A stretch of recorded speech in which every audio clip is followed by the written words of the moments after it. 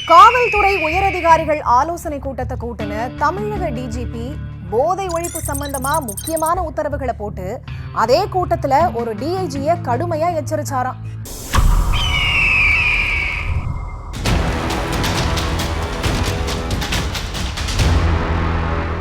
மாவட்ட எஸ்பிக்கள் மற்றும் அவங்க அந்தஸ்துக்கு மேல இருக்கிற போலீஸ் அதிகாரிகள் கூட்டத்தை கூட்டியிருக்காரு தமிழக டிஜிபி மகேஷ்குமார் அகர்வால். காணொலி மூலமா நடத்தப்பட்ட இந்த முக்கியமான கூட்டத்துல போதைப்பொருள் நடமாட்டத்தையும் கடத்தல்காரர்களையும் எப்படி ஒழிக்கணுங்கிறத பத்தி தீவிரமா ஆலோசிக்கப்பட்டுச்சா. குறிப்பா கேஸ் பிடிக்கணுங்கிறதுக்காக புட்டப் கேஸ் போட்டு போதைப்பொருள் விவகாரத்துல அப்பாவிகளை சிக்க வைக்க கூடாதுன்னு எச்சரிச்சாராம் டிஜிபி.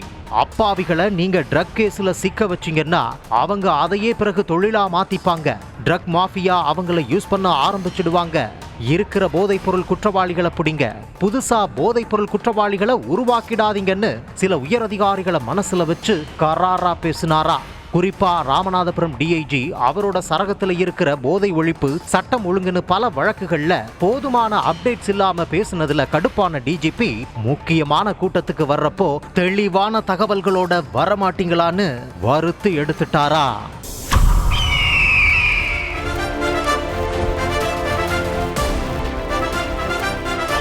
நியூஸ் தமிழ் கழுகு.